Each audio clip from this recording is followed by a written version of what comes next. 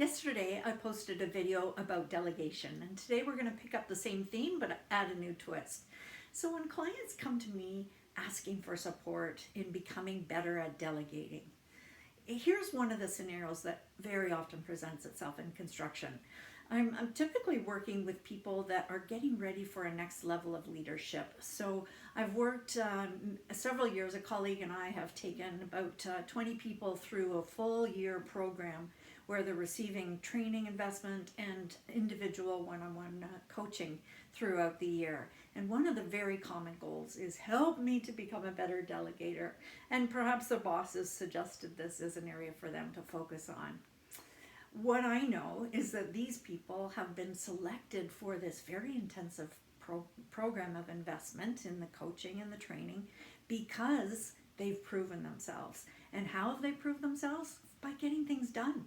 They've been very results focused up to this point in their careers as project managers, and now it's time to get them ready to be regional area managers, directors, and they need to start getting things done through others. So, what's the connection to delegation? Well, it's going to be a showstopper.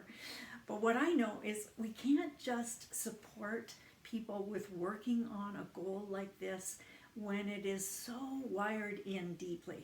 So if you're highly results focused, really strong potential, you're someone who gets things done, to work on delegation, we've got to find something that's a higher order value than that results focus. And that's my job in the coaching relationship. So typically somebody in this identified in this kind of a role has a belief, an internal belief that if you want a job done right, do it yourself. Right? And they've had lots of examples. I mean, for heaven's sakes, we've had our own examples as parents.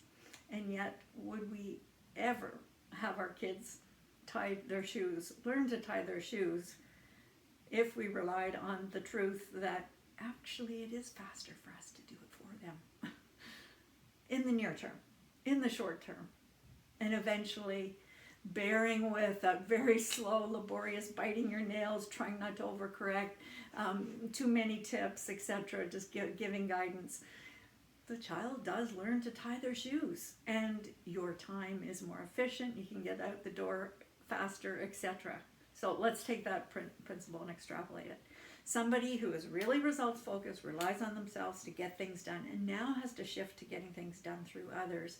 What we need to tap into is there a higher order value around mentoring, around growing others, around tapping into the sense that you actually are stopping your direct reports from growing if you aren't delegating. You're preventing them from having an opportunity to try something out, to tie their own shoes. You're getting in their way. And the more we can almost blow that out and exaggerate it and make it really almost horrific, it helps these folks to realize, absolutely, there's no way I want to get in the way of people's growth. A second motivator that we can tap into is the project manager's aspirations for growth, helping them to recognize how without delegation, you will stay small. You'll be an awesome project manager. You will be keeping everything on your shoulders for that project, and you'll be a go-to person. But to move, to be believed in as a leader, to get things done through others, you're going to have to figure it out. So these are some of the ways we work on this issue through coaching. I look forward to having you reach out for a discussion about how we can support you with your own aspirations to become a better delegator.